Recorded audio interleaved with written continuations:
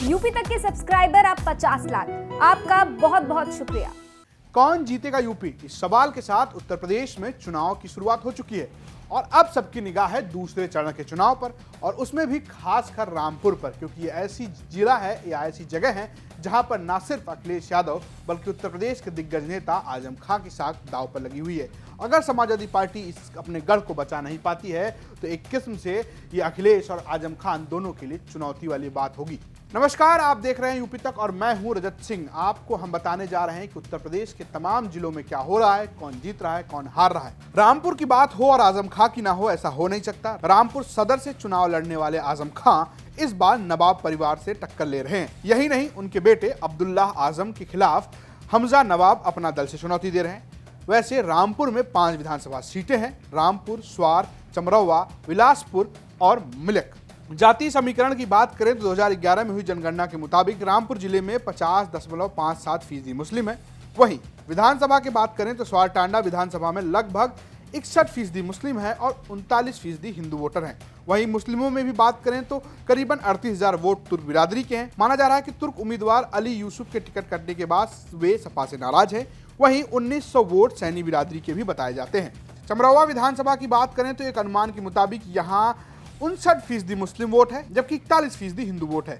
मुस्लिम में भी 89,000 के करीब तुर्क वोटर हैं। वहीं अगर हिंदू वोटों की बात करें तो 34,000 वोट लोधी बिरादरी का बताया जाता है। बीजेपी ने यहाँ लोध समुदाय का ही उम्मीदवार बनाया है। वहीं जाटो भी 24,000 से अधिक बताए जाते हैं। बिलासपुर विधानसभा की बात करें तो यहाँ से मंत्री सरदार बलदेव सिंह औलख विधायक है। यहाँ सिख समुदाय की अच्छी पकड़ है। एक अनुमान के मुताबिक विधानसभा में कुल 35,000 सिख वोटर हैं। हिंदू मुस्लिम की बात करें तो हिंदू वोटर 61% हैं और 38% मुस्लिम वोटर हैं।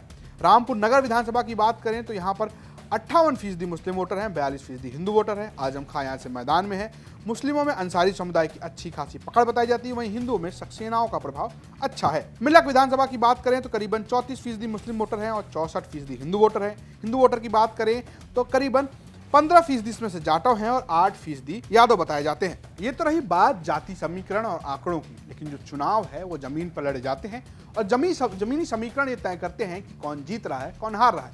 ऐसे में हमारे सहयोगी आमिर खान ने बात की स्थानीय पत्रकार अखिलेश कुमार से। 5 सीटों में तो ये भी क्लियर नहीं है किनके पास जाएंगी, लेकिन हाँ संघर्ष रहेगा। सभी सीटों पर अच्छा संघर्ष होगा। कहीं अपना दल से होगा उनका संघर्ष, कहीं यहाँ पर कांग्रेस से संघर्ष होगा, भाजपा भी बीच में संघर्ष में है। त्रिकोणीय संघर्ष हो सकता है शहर सीट पर, वहाँ तो आमने सामने का संघर्ष हो सकता है। और बाकी वोटों के ऊपर है, किस धर्म का वोट किधर जा रहा है। यहाँ खास तौर से गुणाभाग धर्म के वोटों पर ही है, धर्म और जाति के। रामपुर की 5 सीटों में से एक रामपुर सदर भी है जहां से आजम खां चुनाव लड़ रहे हैं। वो लगातार यहां से विधायक हैं, लेकिन इस बार वो जेल से चुनावी मैदान में हैं। पिछले 3 विधानसभा चुनाव की बात करें, रामपुर सीट पर 2007, 2012 और 2017 में लगातार आजम खां का ही कब्जा रहा है, यानी समाजवादी पार्टी यहां से जीतती रही है। स्वार की बात करें 2007 में यहां से समाजवादी पार्टी जीती थी, 2012 में कांग्रेस यहां से जीती थी, जबकि 2017 में यहां से समाजवादी पार्टी जीती थी। ध्यान देने वाली बात यह है कि 2012 में कांग्रेस और सपा गठबंधन में चुनाव लड़े थे। बिलासपुर सीट की बात करें तो यहां से 2007 में कांग्रेस जीती थी, 2012 में भी कांग्रेस जीती थी, लेकिन 2017 में बीजेपी ने इसे कांग्रेस से छीन लिया था। वहीं चमरौवा विधानसभा 2012 में सामने आई, तब यहां बीएसपी के विधायक बने। 2017 में समाजवादी पार्टी ने सीट को जीत लिया। मिलक विधानसभा की बात करें 2007 में यहाँ बीएसपी का कब्जा रहा, 2012 में यहाँ पे समाजवादी पार्टी का कब्जा रहा, वहीं 2017 में यहाँ पर बीजेपी का कब्जा रहा। इलाके के एक और सीनियर जर्नलिस्ट हैं विपिन शर्मा। उनका कहना है कि माहौल बिल्कुल 2017 की तरह है, यानी कि 3 सीट पर समाजवादी पार्टी और 1-2 सीटों पर बीजेपी का कब्जा हो सकता है, लेकिन बीजेपी के खाते की जो बिलासपुर सीट है उस पर पेच फंस चुका है। देखिए, अगर हम प्रोफाइल की बात करें तो वर्तमान में रामपुर शहर सीट सपा के खाते में है। स्वार में भले ही निर्वाचन शून्य घोषित हो चुका है, मामला सुप्रीम कोर्ट में चल रहा है, लेकिन सीट वह सपा के खाते में है। और चमरुआ विधानसभा सीट सपा के खाते में है। 5 में 3 सीटों पर सपा है और 2 सीटों पर बीजेपी है, जहां एक बिलासपुर सीट पर राज्य मंत्री बलदेव सिंह औलख है और मिलक सीट पर राजवाला मौजूदा विधायक है। ये तो रहा 2017 के आंकड़ों की बात। अगर हम मौजूदा स्थिति को देखें तो मैं समझता हूं ज्यादा बड़ा अंतर रामपुर में फेरबदल नहीं होगा। हाँ, जो मिलक सीट है, मिलक सीट पर अभी भी बीजेपी हावी है, इसमें कोई दो राय नहीं है। लेकिन बिलासपुर में चुनाव फंस रहा है, बीजेपी के लिए चुनौती है वहाँ। चुनौती इसलिए है क्योंकि किसान आंदोलन का सबसे ज़्यादा असर बिलासपुर विधानसभा पर है।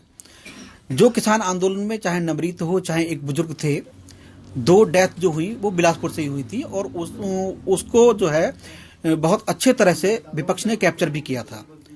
तो उसका असर कहीं ना कहीं विधानसभा चुनाव में देखने को मिलेगा, क्योंकि दोनों ही सिख समुदाय से थे और बिलासपुर को मिनी पंजाब भी कहा जाता है। तो इसलिए वहां से सीट फंस रही है अभी तक।